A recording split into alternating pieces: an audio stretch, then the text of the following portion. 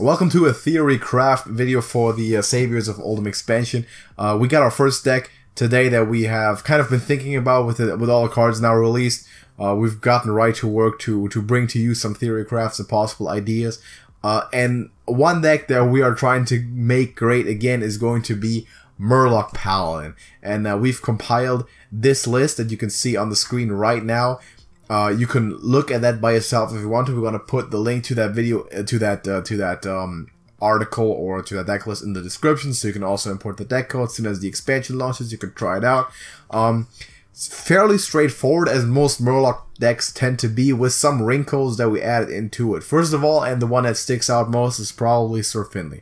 Yeah. And, the question is obviously, why play Finley? It's not a Highlander deck. You're not playing one of each. And well, the question might be, would it make more sense to play a Highlander Murloc deck to include Finley? And the answer to that is no, because you by that completely rely on Finley while making your deck a lot weaker, because the Murloc core isn't large enough that you could run just one copy of a single steam minion. Yeah, so we are running 2 copies of every Murloc besides the Murloc Raider on the neutral side there. Murloc Raider we're not running because it's too weak. Yeah, but of course if we had to only run half of those, then yeah, what do we do with the rest of the cards? Yeah, then we'd have to transform it into more of an aggro-ish style that includes the Murloc package, which is still feasible and something that might be tried out, just aggro Paladin with the Finley upside. But then you're mulliganing high for Finley, and it's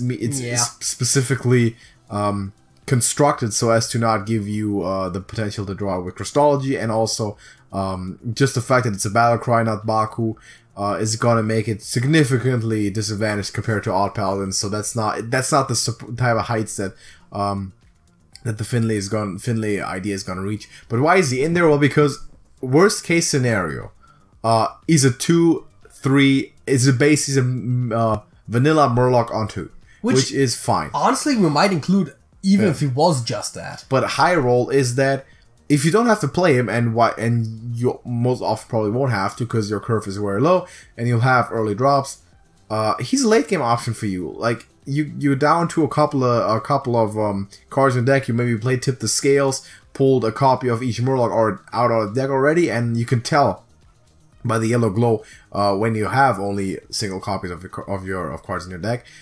You play Finley towards the end to finish stuff off and get yourself the upgraded Hunter hero power, for example, or the upgraded Paladin or Mage hero power. Paladin is probably, surprisingly enough, actually a relatively weak choice here. At the very late game, at the very late game, you want Hunter.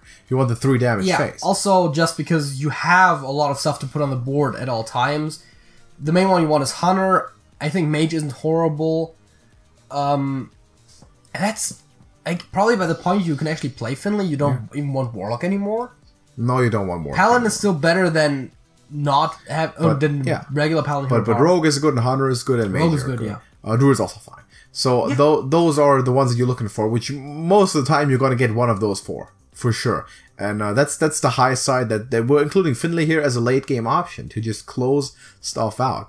Of course, the primary idea of this deck is going to be to rush down your opponent. That's very simply what an aggro deck does. It's very simply what Murlocs do. We've seen it very successfully in Shaman with the Rise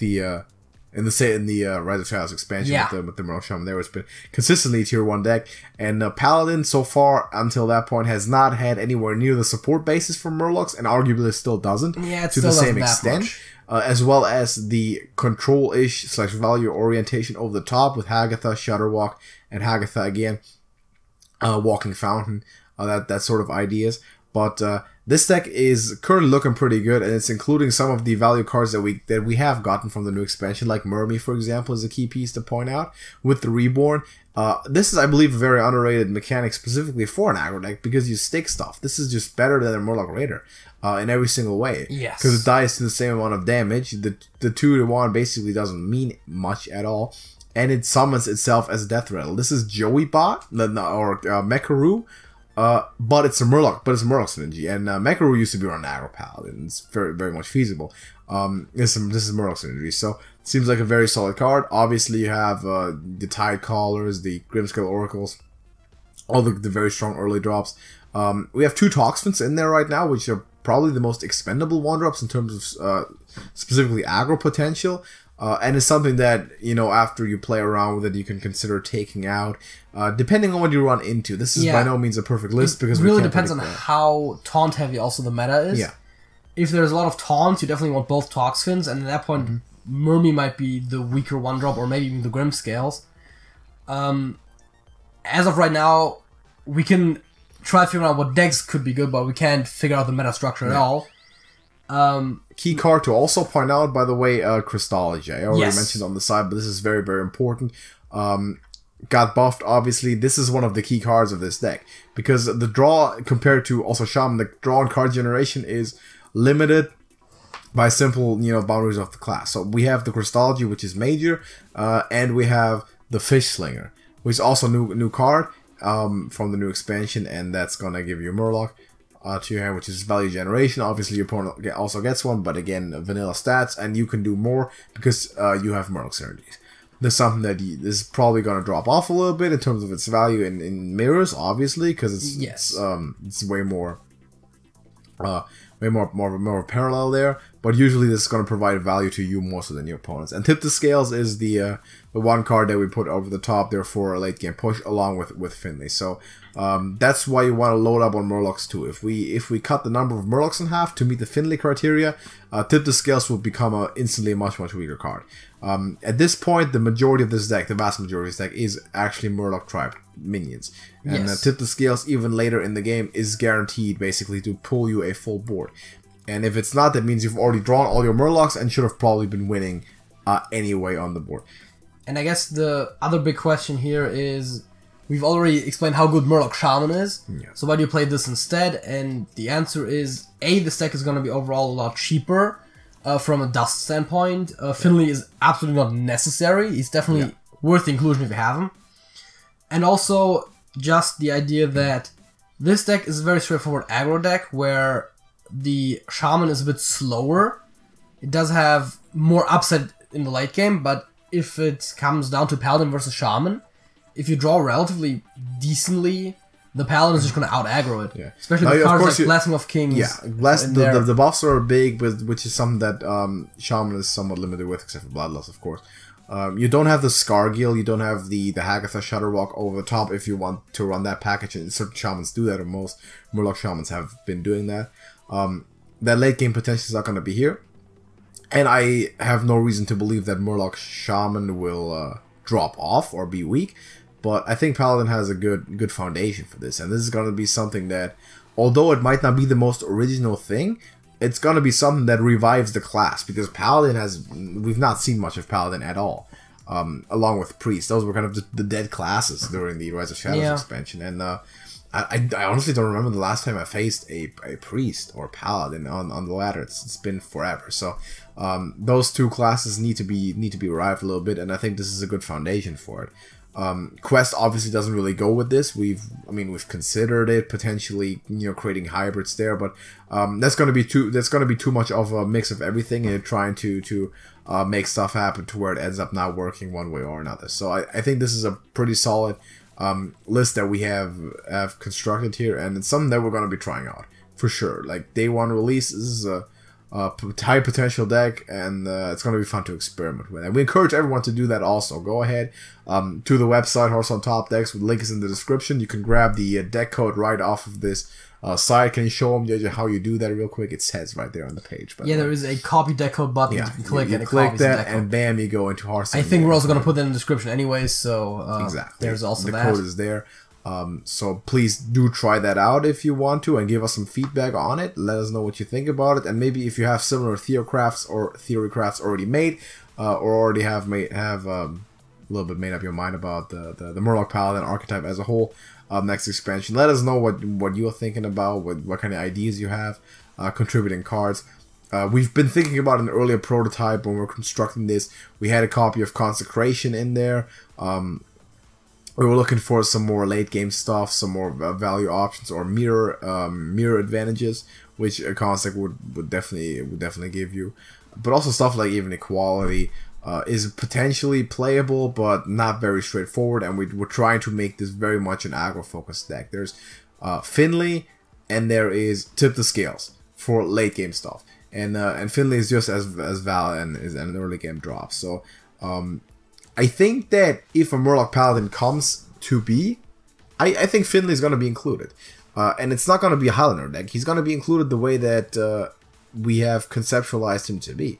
Because he's good enough by himself. Now, if this was like a 4-mana 3/3 or something, he would not be played. Yeah, no. But this is a decent enough deck. You can put a 3/2 Murloc in this deck, which for 2 degrees we have done that. We have Murloc Tidehunter, for example. That is essentially a 3/2 Murloc. Yeah, also Fishlinger. Fishflinger also with a minor upside. So Tidehunter specifically doesn't have another upside. It's just 3/2 Murloc stats on 2, which is exact same. But on paper, Fishflinger also doesn't have an upside. Yeah, but he's gonna give you one in yes, of play. course. So this thing I believe is going to include Finley if you can draw him, and the experimentation with the actual Highlander relying Paladin would have to be a more broadly spread aggro deck. Yeah, it's a bit weird because it has to be aggro for the hero powers to really shine the best. Yeah, and also by it being aggro, you want to have a certain draw reliability, which you're lacking then. So and one part that's probably that probably demands the most experimentation once it actually comes to practical play, because it's hard to tell, is the secret support, and we just put 2 copies of Never Surrender because it's really good against damage-based AoEs. Yeah, this is what's gonna increase your odds of winning or of making a push against stuff like Warrior, and control decks, maybe Shaman that might come to be with the Lightning Strike. Yeah, you got Consecration, you got Warpath. There is a few cards that are definitely worth considering here. Even Flame Strike. I was about to say if Mage becomes more of a control-oriented class, maybe. Yeah. So some secrets too. Mage has is getting a lot of AoE damage, and this is probably going to be an interesting matchup with the Tempo Mage that has all the AoE damage now with the new secret and the support for that. Never Sinner seems like a very good one. You could also try out, obviously, Auto Defense Matrix or Noble Sacrifice, or some of the more interesting ones, just to preserve your dude on the board. Definitely, those would definitely be better in a mirror match or any type of aggro versus aggro.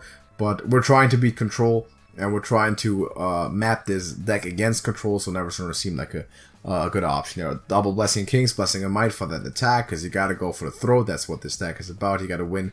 You want to win by like turn 5, turn 6. That's how these Murloc aggro decks are trying to win. And that's really the only way you're going to beat things like the top heavy warriors, because once you get into like you've seen the first brawl and Dr. Boom comes down, you're done. You're not going to do anything. It's over. So you gotta win that stuff fast. So that's what the deck is constructed for. Again, if upon release you try to play this, and please let us know your experience. We'll be very curious, but we're going to also try it ourselves. Also, for playing it unreleased, the advantage is that most of the cards you already have, probably. There's very surprisingly few cards from the new expansion, despite the new expansion enabling this, and as long as you have like one Tip the Scales and maybe a Fishflinger or a Mermy, you can probably build a prototype version of this without investing any dust. And those cards that you just mentioned there are exactly the reason that this deck could go from too low of a win rate to a considerable win rate, and might be a possible inclusion. It doesn't take that much. The card like Tip the Scales can literally, tip the scales. Yeah. So that's very appropriately named if that is what's going to happen. But thank you for watching this anyway. Go try it out. And give us your experiences. If you would like us to, we can also make more of those. We have another specific deck in mind that we have also theory crafted and still are in the process of completing and refining. They're going to present to you soon, hopefully also before the start of the expansion. And once that hits, obviously we're really getting into it. We're putting in the work for a new budget series. Obviously is going to be the big one, and hopefully as much of a novelty as we can. With our deck ideas upon release and launch within the first couple of weeks. So if you're interested in that, please stick around by subscribing to TrashcanTV. This is now the best time of year to do it, honestly, because new expansion season is TrashcanTV season. You already know it. So man, it's gonna be a lot of stuff going down. You can also go join our Discord server. Link to that is in the description over here, JJ, right there. We got a lot of great people in there who are learning and getting better at Hearthstone together. A lot of discussion going on there, and it's Hearthstone season, man. We're back, and it's gonna be fun. So drop a like on the video, and we're gonna see you in the next one. JJ. That's it. That's it.